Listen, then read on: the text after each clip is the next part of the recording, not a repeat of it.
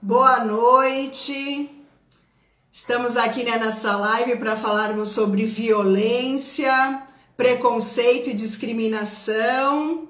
Como é ao vivo, tinha começado uma outra live, mas por problemas aí de conexão, tô reiniciando a transmissão, porque no vídeo anterior estava oscilando o sinal.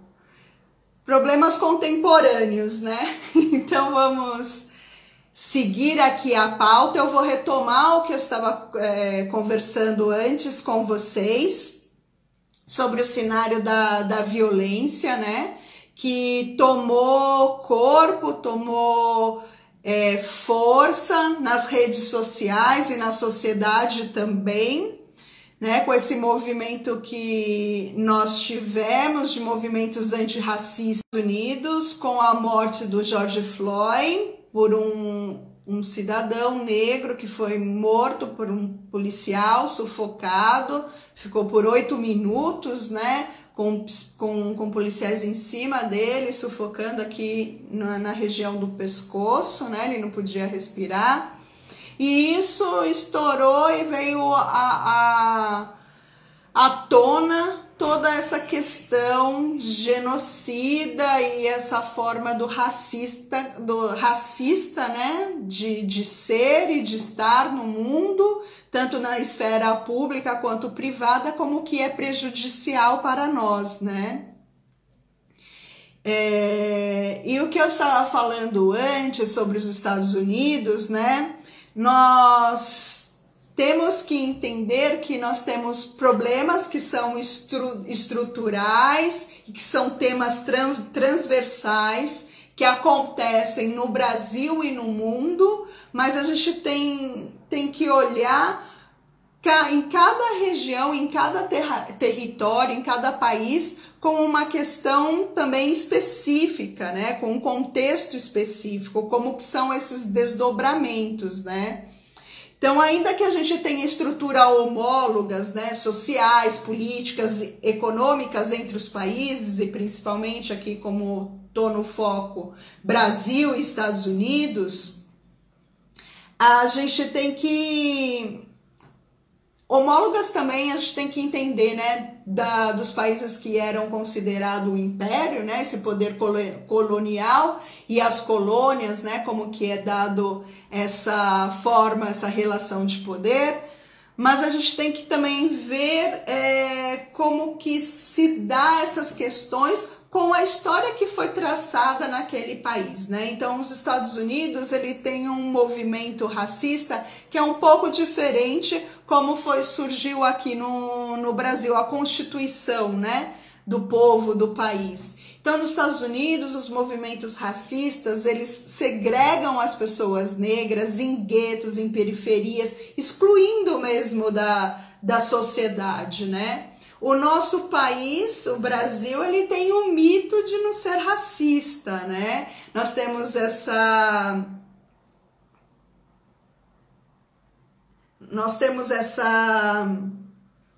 Constituição da miscigenação, e a gente fala que a gente não tem o racismo, que a gente se mistura, que nós somos um povo democrático, né, agregador, que nós somos cordiais, não fazemos diferenças entre as pessoas nem por raça, nem por classe social, né?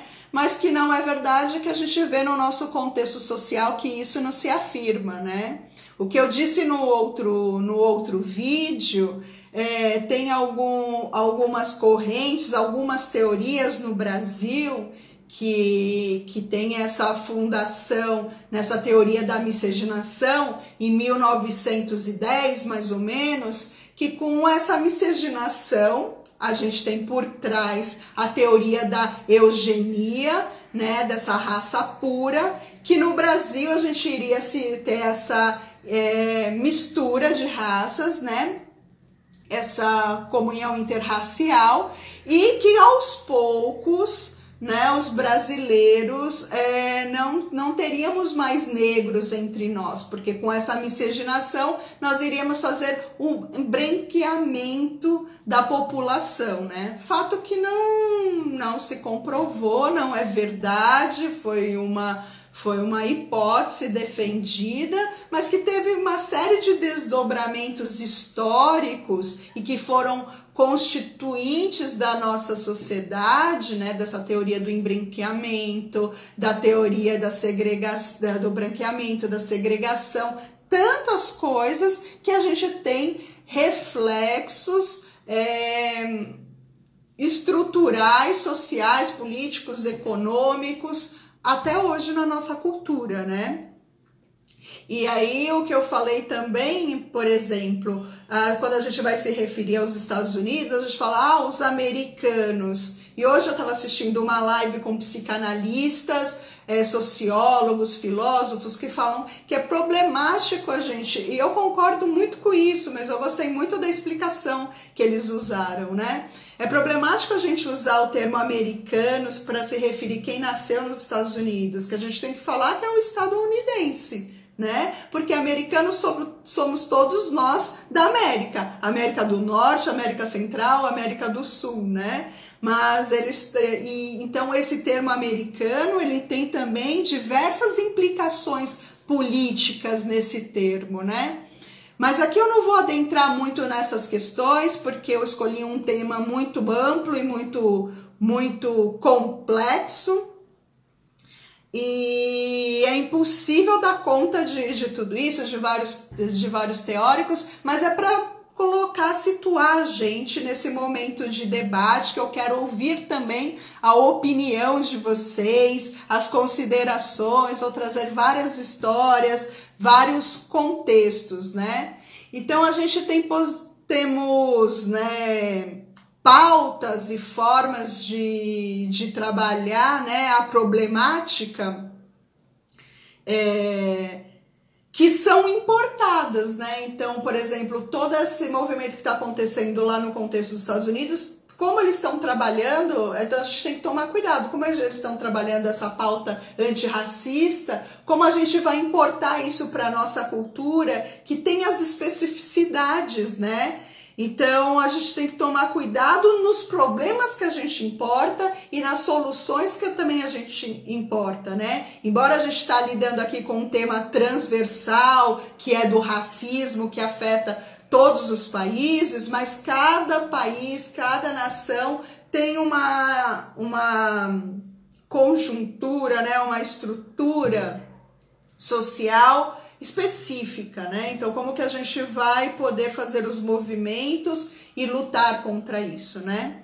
Então, no último final de semana, nós tivemos aqui em São Paulo, né, um método Antifa, né? Porque foram as torcidas organizadas que levantaram essa pauta, né, Antifa, né, do antifascismo, e o antifascismo, ele tá ligado com o tema do antirracismo também, né? E foi através desse tema da Antifa que trouxe esse movimento antirracismo que a gente pode trazer essa questão à tona, né? E é uma questão foi uma tática, né? Mas é uma questão que nos é muito cara e que nos afeta há muito tempo, né? Então a gente precisa ver como que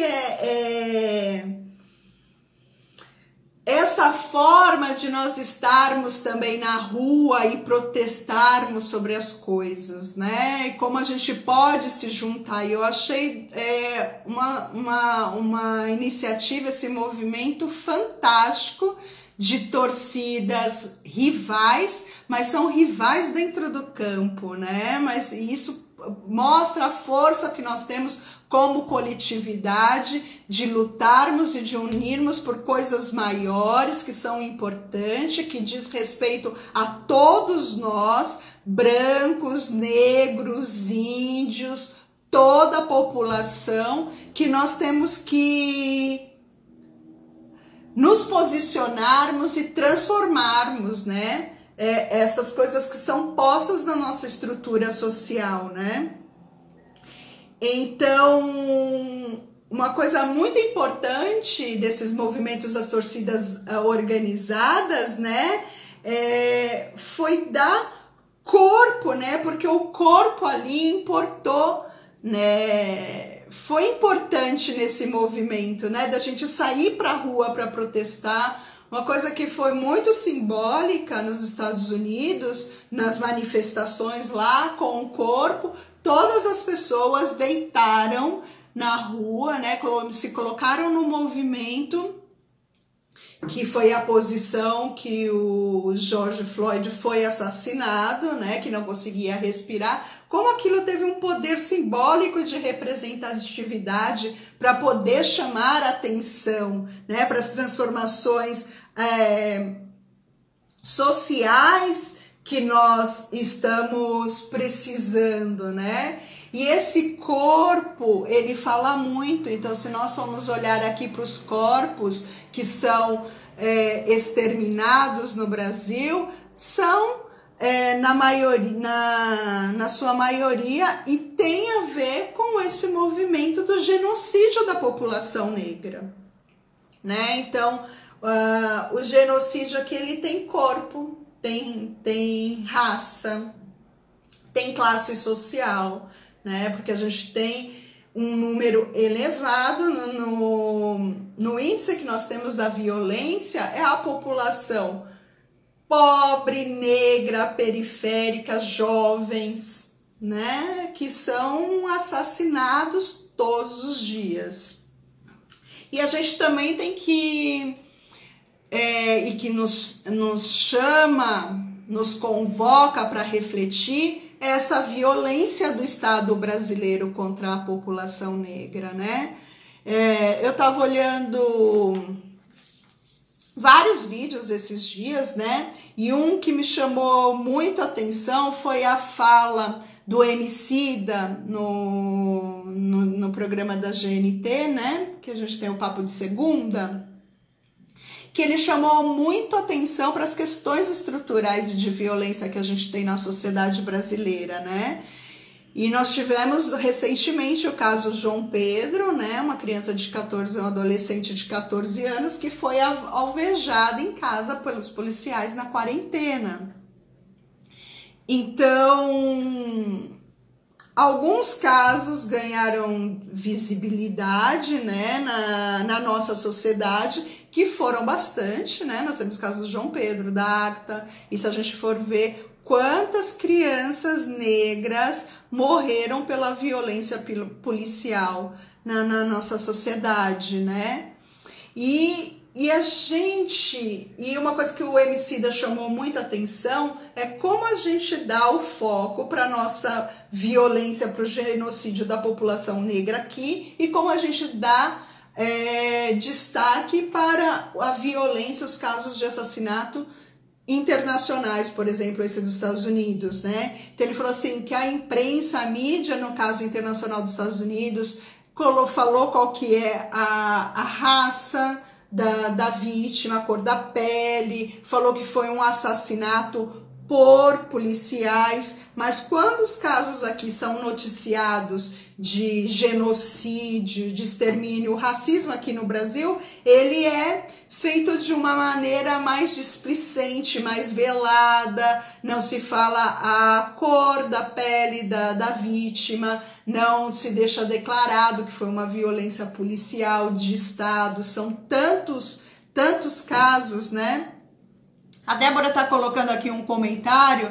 Estados Unidos conseguiu uma força de luta contra o racismo na história mais recente, elegendo Obama. Mas a luta tem que ser constante para não ter um retrocesso. Foi o que aconteceu lá na última eleição. E a luta tem que ser constante mesmo. E aí que o Emicida chamou a atenção, e muitas pessoas chamam a atenção, se lá eles estão fazendo esses movimentos de protesto, colocando fogo e fazendo dessa forma, por que isso a gente não pega fogo aqui no Brasil? Por que a gente não protesta desta forma? O que isso quer dizer? Parece que aqui o genocídio, o extermínio da população negra, ele é autorizado, ele tem o aval, né? Parece que ele usou o termo que parece que a gente está nadando de braçada em tantas mortes, assim. E aí ele colocou,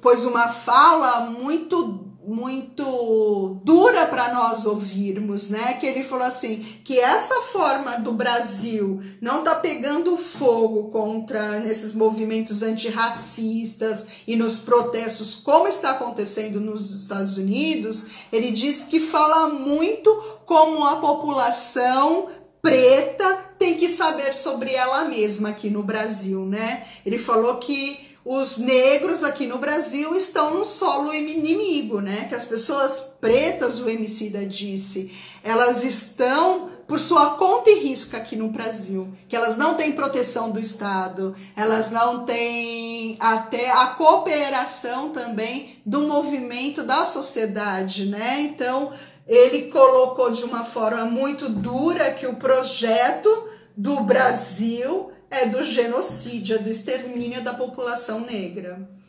E isso tem que nos impactar e nos mobilizar para nós transformarmos essa realidade que não é nova, mas é uma forma de nós nos engajarmos socialmente e ouvirmos os movimentos, as pessoas negras em coletivos que têm propriedade para falar sobre isso, né? Então a gente tem que abrir os nossos espaços. Estou acompanhando muitas pessoas no Instagram, nas redes sociais, para a gente poder entender melhor, né, sobre o colorismo, sobre o embranquecimento, sobre o racismo, lermos mais autores negros, estarmos mais inteirados do movimento, do que eles passam cotidianamente, né?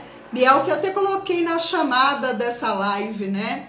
Que a Alexandra Lojas, que é ex-consulesa da França aqui em São Paulo, ela disse uma frase um tempo atrás, que foi fizeram uma publicação com pessoas negras, né, uma publicação numa revista, era uma foto, eram todas as pessoas negras colocadas na posição de aristocracia, né? Então todas com as roupas glamourosas e as pessoas brancas na condição de serviçais, servindo, né? Essa população na inversão dos valores que a gente foi construindo na nossa sociedade. Por que ela falou? Por que essa foto choca, né? Porque então ela revela gritantemente essa desigualdade que a gente tem racial. Quando as coisas são colocadas, os oprimidos estão acontecendo com a população negra, ninguém parece que se manifesta, mas quando a posição é invertida, aí causa estranheza, causa horror, né? E é uma questão para colocar para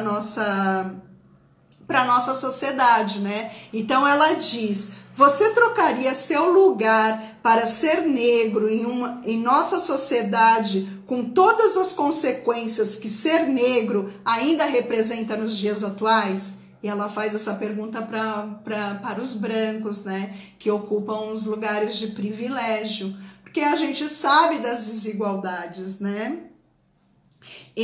Então, o que a gente precisa ter este engajamento, esse olhar e vermos mais como a realidade está se apresentando, essa realidade de culto da violência, de opressão, de coisas que nos fazem mal, né? E eu fiquei, nesses dias, eu tenho feito vários exercícios, relembrando também a minha história de vida, sobre a minha educação, lembrando dos meus professores, dos professores que eu tive ao longo da vida.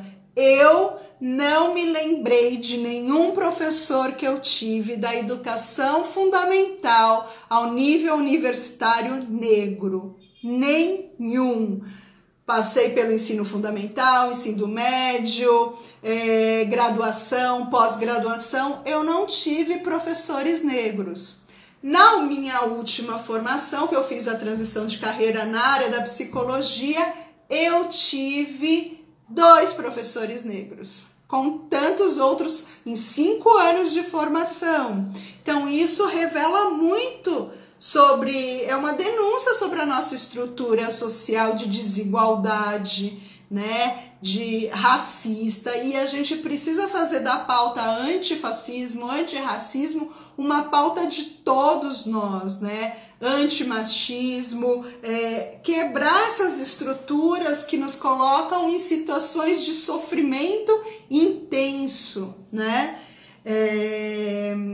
e como que a gente pode perceber também esses discursos que a gente tem na nossa sociedade que são fascistas, né? Esse culto da violência, que ela coloca dessa força individual, né, do indivíduo armado, e essa ditadura do politicamente correto. Eu vou falar o que eu quiser e você tem que me ouvir. Então, um homem vai se dirigir para uma mulher e vai falar assim: eu só não te estupro porque você não merece.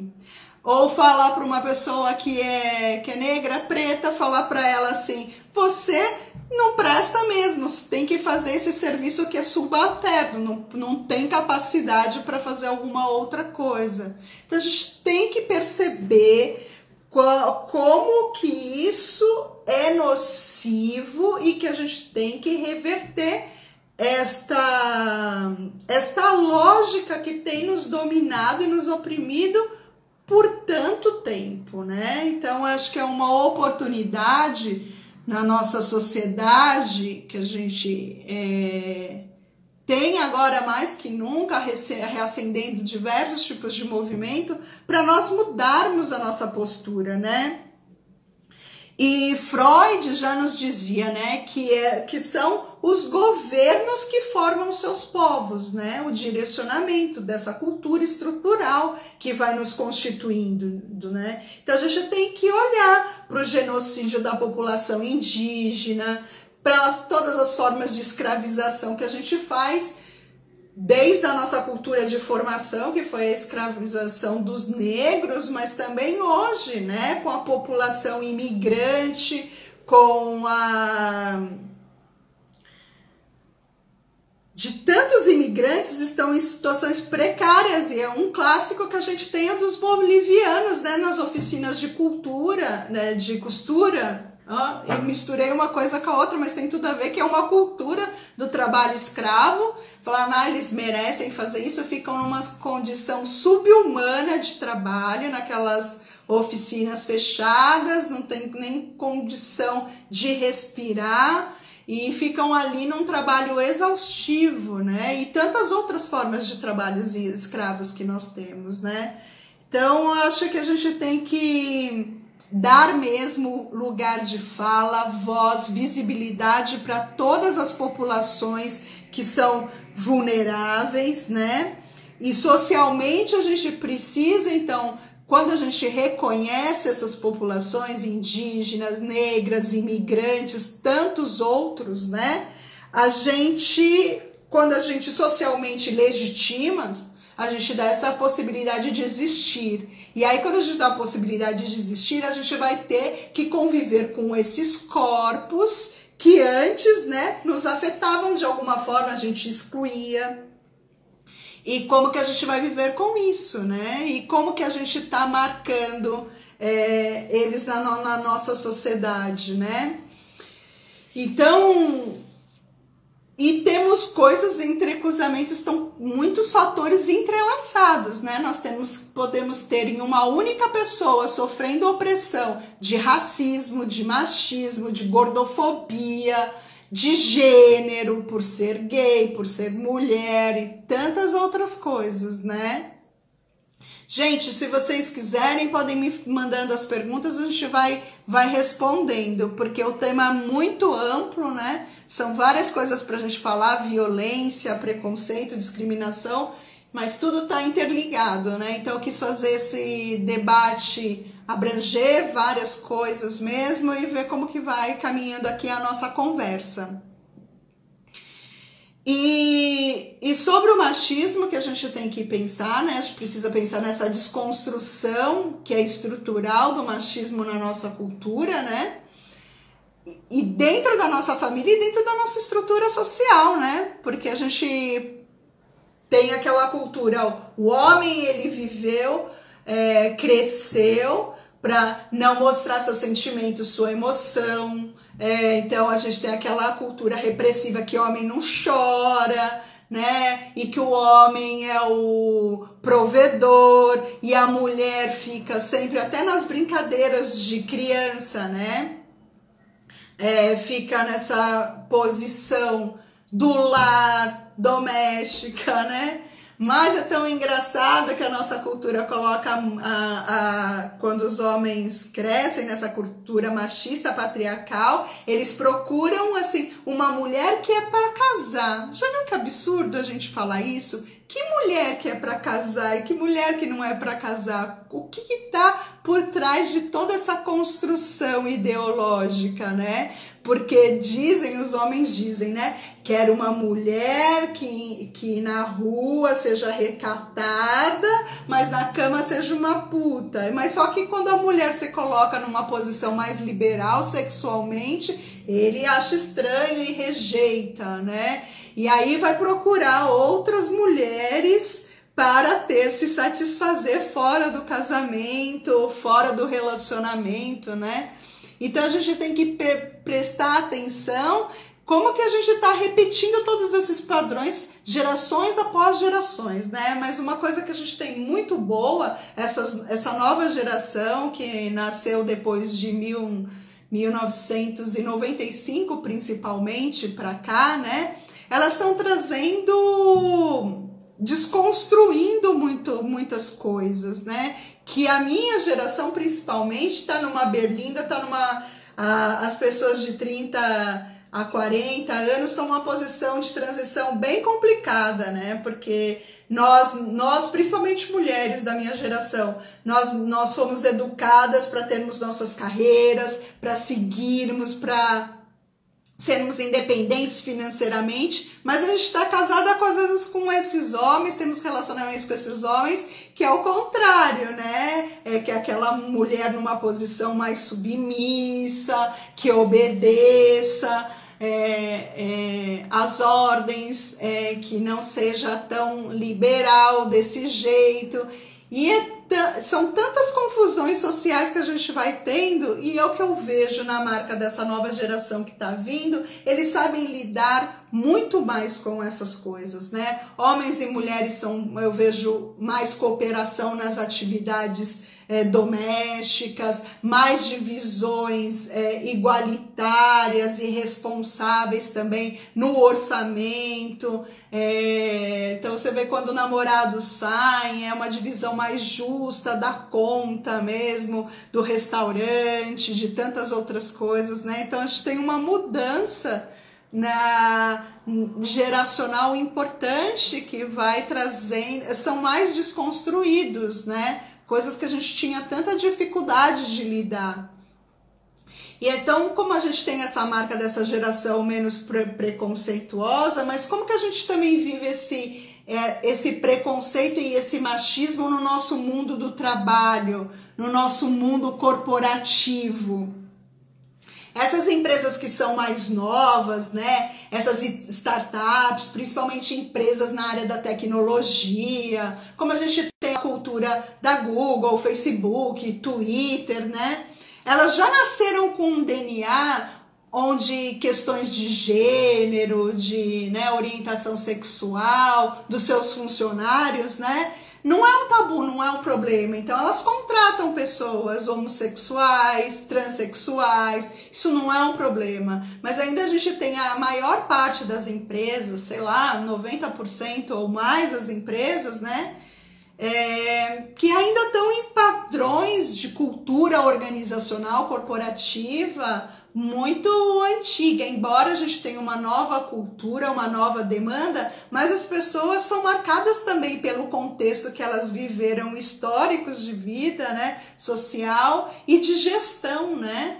Então eu acho assim, essa nova geração que está entrando agora no mercado de trabalho, a minha geração que é muito na transição também de vários tabus, de vários preconceitos, quando elas chegarem às posições de liderança, elas vão ter lideranças mais flexíveis, ou algumas questões que a gente vive muito no nosso mundo do trabalho, não vai ser mais uma questão, né?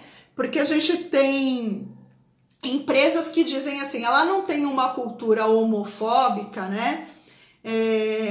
Mas ela não é o que a gente fala, que ela não é uma empresa friendly. O que é uma empresa que não é friendly? Que ela, na verdade, ela é machista na raiz dela, né?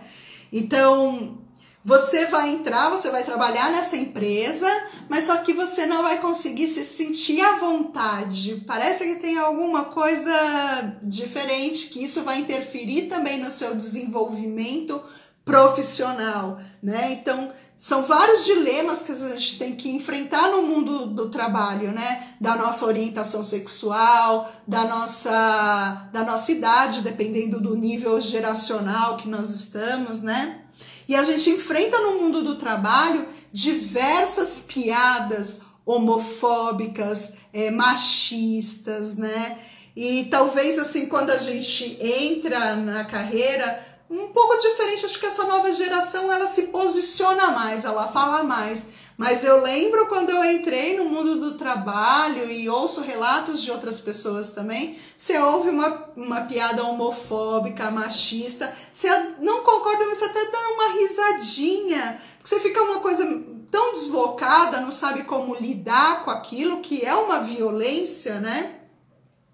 Mas acho que ao passo que a gente vai amadurecendo, que a gente vai se constituindo melhor como pessoa, que essas pautas estão na nossa sociedade, tem tratativas no mundo psicológico, no mundo social mesmo, são tratadas, a gente também vai se posicionando de outra forma, né? E a gente vai se colocando, né? Mas que a gente ainda tem muito disso nas nossas relações, que a nossa maneira de gestão, ela é liderada por homens heterossexuais, cis, brancos, e o que diverge desse governo, dessa gestão, que é o diferente, que é o ultrajado, que é colocado numa posição de marginalidade, que também são pessoas colocadas na posição de marginalidade socialmente, né? O que é o diferente, né? Então, eu já vi no mundo corporativo mulheres, já aconteceu comigo, olhando e com outras mulheres, uma mulher tá bonita passando no escritório, de repente um homem que é um líder, é um gestor, ou pode ser um colega de trabalho também, olha e fala assim, tá bonita hoje, hein? Vai dar para quem? Então são comentários, você está num ambiente de trabalho, você ouvir esse tipo de coisa e precisar conviver com isso, é uma coisa muito nociva, né? Já vi muitas pessoas no ambiente profissional, chefe tratando o funcionário, sua vagabunda. Já vi pessoas e ouvi relatos de coisas terríveis que acontecem no mundo do trabalho, que refletem a nossa sociedade, que acontecem também nas relações íntimas, né? Como que aumentou o número de casos de violência contra a mulher. E nas estatísticas também da violência contra a mulher, nós temos um grande índice de mulheres negras, são as mais atingidas do que mulheres brancas. Até nisso, na estatística, a gente é atravessado por essa pauta, né? Que a gente precisa lutar por essa pauta do antirracismo, né? Do antimachismo, desconstruir esse padrão de opressão que a gente tem socialmente, né? E a gente precisa, dentro da cultura corporativa, dentro da cultura da nossa sociedade, né? Mas se a gente pensar no mundo do trabalho, mas social também, a gente precisa montar essas equipes mais com pessoas diversas, que representam também, ter representatividade de homossexuais, de pessoas negras, de pessoas em diferentes faixas etárias, né? Essa diversidade de origem, de experiência, de conhecimento. Isso torna as pessoas mais potentes e mais transformadoras, né? E a gente tem que tomar muito cuidado com as nossas bolhas, né? O mundo que a gente vive e não quer ver o diferente. E é importante também que a gente faça denúncias, né, das questões que a gente vive de assédio psicológico, social, sexual, né, no âmbito familiar, no âmbito social, no mundo do trabalho. Tem muitas empresas que trabalham com as linhas do hotline, né, que é para denúncia. Então a gente precisa entrar na estatística para denunciar essas pessoas que têm esses comportamentos abusivos, para outras pessoas, para a cultura da empresa, para nossa maneira de estar no mundo mudar, né? Então a gente precisa sim fazer as denúncias, nos posicionarmos, né? Nos defendermos, que a gente tem que trilhar para um caminho de ter empatia com quem é diferente, com quem está na outra posição, né? E nós que estamos engajados em movimentos de luta antifascista, antirracista, que não seja homofóbica, misógina, tantas coisas nocivas, a gente também tem que ter uma postura educacional, né? De que a gente possa ensinar as outras pessoas que têm dificuldade e que queiram aprender. E todos nós, por mais que também a gente esteja engajado nessas pautas, como a gente viveu, né? Nós crescemos, nos desenvolvemos nessas estruturas patriarcais, machistas, de violência, sem querer, às vezes a gente também, no relacionamento com a outra pessoa, a gente tem uma postura machista, uma postura violenta, fazer piadas, né, que não são piadas são violência, né, porque quando você tá ofendendo alguém, você tá agindo com violência, né. Então esse é um trabalho muito que a gente tem que ter e temos que ir atrás dos movimentos que têm propriedade, né? E que saibam falar, nos educar, nos corrigir, né?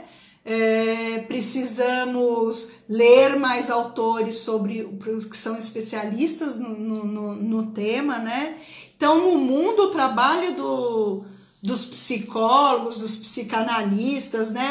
O trabalho do psi em si, né? É uma política mesmo de construção nesse campo, né? Para desconstrução da opressão, da violência, da segregação, e colocamos outras formas de nós nos relacionarmos e convivermos, respeitando as diferenças, a diversidade. E aí a gente tem diversos autores, né, que conversam com esse mundo psi, que também são da área da filosofia, da sociologia, da antropologia. Posso falar de diversos autores, só vou falar algumas coisas, porque eu acho que não é muito... quero dar mais exemplos de outras situações.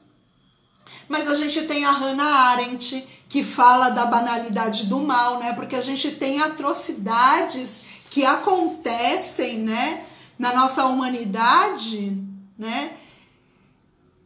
Porque a gente não é capaz de desobedecer algumas ordens que são horrorosas, são fascistas, né? Então a gente precisa se mobilizar, tem essa ação em comunidade, né? Porque quando a gente age, nós estamos fazendo a nossa militância, defendendo aquela causa, né? Então não adianta só eu agir sozinho. Então na pauta antirracista eu preciso me mobilizar com outros grupos, com outras redes, né? Na pauta para a gente não ter homofobia e tantas outras coisas, né? Preconceito contra os imigrantes, contra os refugiados, né?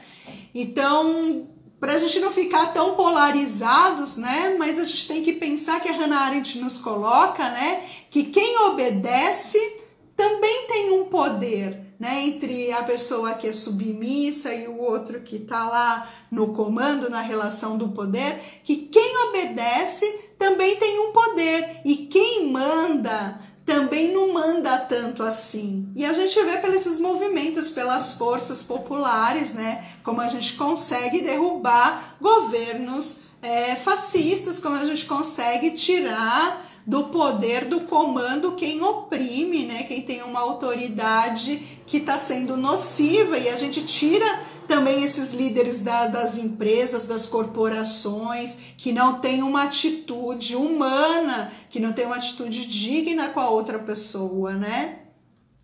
E a gente tem vários estudos sobre autoridade e autoritarismo, que são coisas diferentes, né? E Freud nos diz no Totem e Tabu, né, que a gente tem o caráter simbólico e de representação de força, né, de poder. A gente tem o Lacan falando sobre o poder, que ele é androcêntrico. O que é isso, né? A gente tem a tendência para subir o masculino como um único modelo de representação coletiva, né? Então a gente vai ter comportamentos, pensamentos, experiências, né, associados ao masculino como um padrão, que é a cultura que nós vivemos do patriarcado, né? E temos que tomar cuidado também com as estruturas matriarcais, né, para elas não assumirem a posição do patriarcado e virar uma opressão, né? E por isso que a gente precisa seguir os estudiosos, as pessoas que nos esclarecem, feministas, e a gente tem que desconstruir às vezes essa crença do senso comum que feminismo é o contrário de machismo. Não é nada disso. Vamos estudar, vamos estar nas pautas, né? O feminismo é para nós darmos voz, né, lugar, equidade para as mulheres, e também serve, e foi um movimento, uma pauta que abriu para as populações mais vulneráveis, né? Como os gays, os homossexuais, os trans, os imigrantes, população indígena, população negra, que não é uma minoria em termos de número, de densidade, né? Se for em termos de densidade demográfica, né? Não é uma minoria, mas é uma minoria na questão psicológica, né? Como ela é tratada socialmente, né? Que não tem voz, que não tem lugar de fala, que não tem representatividade, que não tem legitimidade. E o feminismo é para colocar a pauta todas essas questões e a gente poder fazer transformações sociais, né? E Lacan, ele nos traz, né, a teoria do falo, que vem, né, da origem freudiana, né? E o falo, ele tem esse significante do poder, né, desse masculino, e é uma posição privilegiada. Então a gente tem que ver quais são os privilégios que a gente tem na nossa população, né? Do branco, do homem heterossexual, cis, né? E tudo isso é construído, que Lacan nos coloca, com articulação com a nossa linguagem, né? A nossa linguagem coloca o outro numa posição de opressão, de subalternidade, ou o outro numa posição elevada. Como que a gente vai construindo socialmente nas nossas relações, né? Então a gente tem uma espécie de união, né, do poder da linguagem e também do poder da nossa organização humana, né? Que é o Estado, que é o governo que nos representa, né? Nas diversas nações, populações, né? Então a gente tem muitos estudos no mundo psicológico, psicanalista, né? Que a gente faz articulações dessas teorias de poder com a teoria da psique, né? Então, o que nós precisamos, né? Pensar muito sobre isso, né? Como é a posição que a gente se coloca e coloca o outro que é diferente nesse mundo, né? Temos outros teóricos que são fundamentais para nós estudarmos, que podem contribuir com essas questões aqui que eu estou colocando, como a Butler, que fala sobre a sujeição da interpelação, que nós estamos nessa sujeição às leis de linguagem, né? Como a gente se estabelece nessa relação. Da linguística, teóricos da linguística, Saussure, Chomsky e tantos outros, né? Para a gente poder entender isso. Teóricos importantes como Foucault, que fala também que o nosso poder né? Ele tá na chave dessa de dominação, né? Quem manda e quem obedece, né? Mesmo nas nossas micro-relações. Então a gente vai lá para nossa configuração familiar. Não, o pai, o marido, o homem manda aqui e a mulher obedece, os filhos calam, ninguém tem voz, né? Então vira uma educação autoritária, repressiva. E isso a gente vai levando para as nossas relações no mundo afora. Vamos levando para a nossa relação para o mundo do trabalho, para relações amorosas, para a nossa relação com os nossos amigos ou com as outras pessoas na sociedade, né? Eu chego num lugar, eu vou querer ser... num restaurante, por exemplo, eu vou querer ter um atendimento privilegiado, porque, né, você sabe com quem você tá falando? Essas pessoas, né, que falam, sabe com quem você tá falando? Outros teóricos muito importantes, a gente tem Otto Gross, que fala da teoria do conflito primordial e que ele fala do que é próprio versus do que é estrangeiro. Nossa, tem ensinamentos riquíssimos, profundos para a gente poder se debruçar. Ele fala da origem, né, do nosso eu autoritário, que é esse. Você sabe com quem você está falando, né? E teóricos negros importantíssimos que eu só conheci na minha formação mais recente. Eu desconhecia muitos teóricos negros importantes, como a gente tem o Achille Mbembe, que é um filósofo e teórico político camaronês, que fala sobre a necropolítica. Nós temos o Frantz Fanon, que é um psiquiatra, né, filósofo da Martinica, que escreveu o livro Pele Negra e Máscaras Brancas. Como que a gente pode aprender com esses tantos outros autores, né, para a gente poder se desconstruir, né, porque está na base da nossa estrutura social, e sermos menos violentos, né, no nosso trato com o outro, sermos mais humanitários, prestar atenção nas bobagens que a gente fala cotidianamente. Aí a gente coloca naquele movimento antirracista, Black Lives Matter. Então, vidas pretas importam. Aí vem uma pessoa com um discurso, fala assim, todas as vidas importam. Essa pessoa não entendeu nada do movimento antirracista, da nossa dívida histórica, como construímos a opressão na nossa sociedade. Então a gente precisa estudar, dar voz para esses movimentos, para as pessoas que podem também nos ensinar muitas coisas, né? E a psicanálise, para mim, é um marco fundamental de conhecimento e de entendimento da psique, da vida, de tantas coisas, né?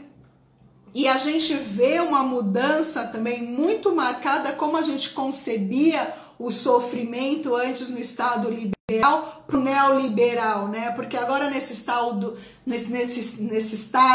neoliberal, tudo vira como um investimento, né? Então, as pessoas parecem mercadorias. Então, a gente tem a objetificação do outro, né? O que esse outro vai me acrescentar, vai me agregar? Ou as mortes são descartadas pelo Covid, pelo genocídio, vai lidando isso só como número. Como que a gente vai lidando também, né? Aí o problema é do outro, né? Se aquilo ali está atingindo negro periférico, eu não sou negro, eu não sou periférico, o que isso tem a ver comigo?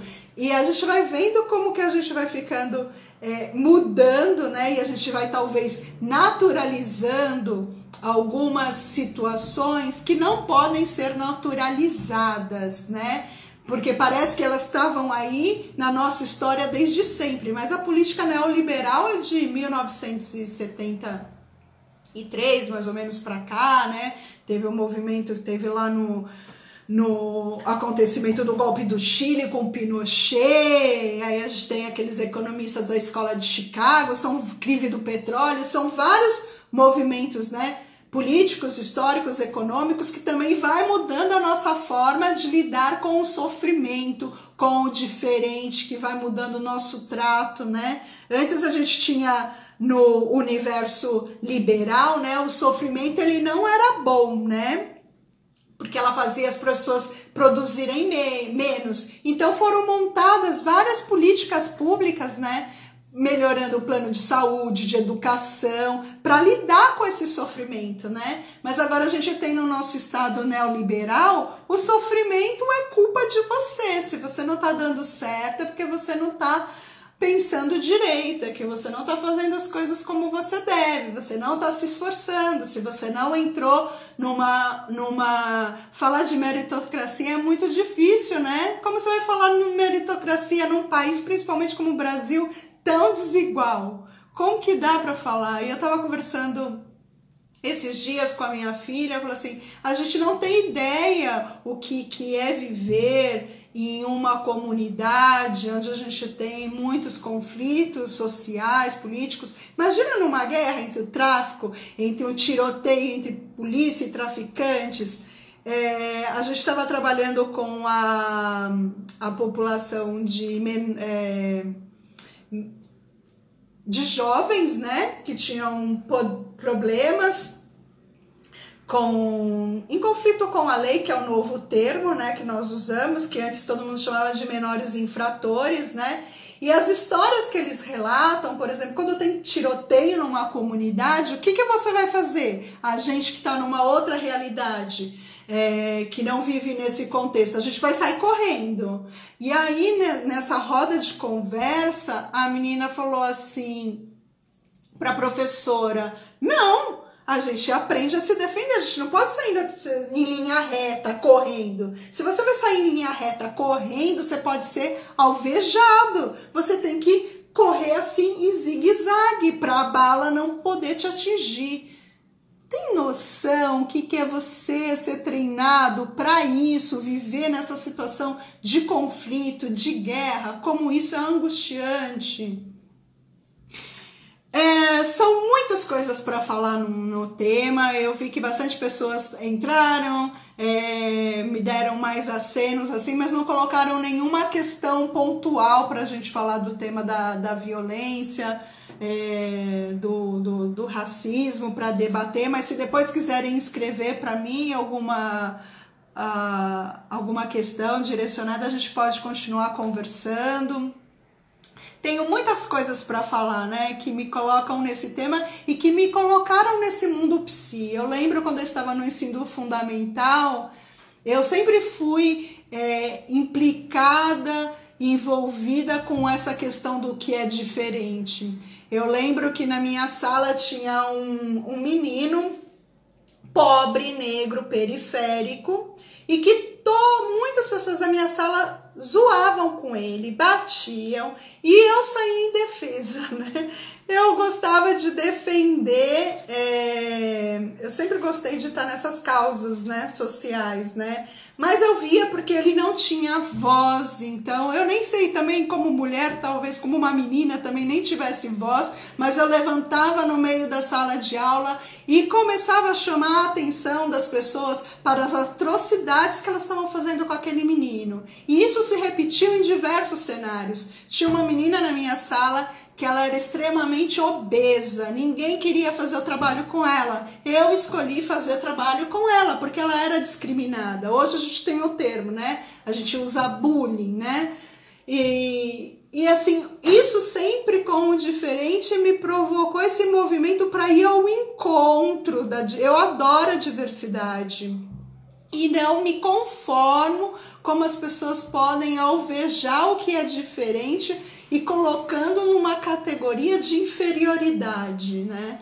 Então eu acho que essa live foi para a gente expor tantas coisas, falar um pouquinho disso, sobre essas desigualdades que a gente tem sociais, como a gente naturaliza coisas que não são naturais, que nós construímos socialmente na nossa cultura e que a gente tem que desconstruir, desfazer esses lugares de opressão, de sofrimento para o outro. Quem me conhece, eu estou divulgando cada vez mais, né? Eu faço parte do grupo Veredas, Psicanálise e Imigração, é um grupo da Universidade de São Paulo, da USP. Nós trabalhamos com imigrantes e refugiados, fazemos atendimento psi de forma gratuita. Nós estamos atendendo agora online para todo o território nacional. A gente sabe que é difícil quem está numa questão de vulnerabilidade ter acesso à internet, ter conexão, mas eu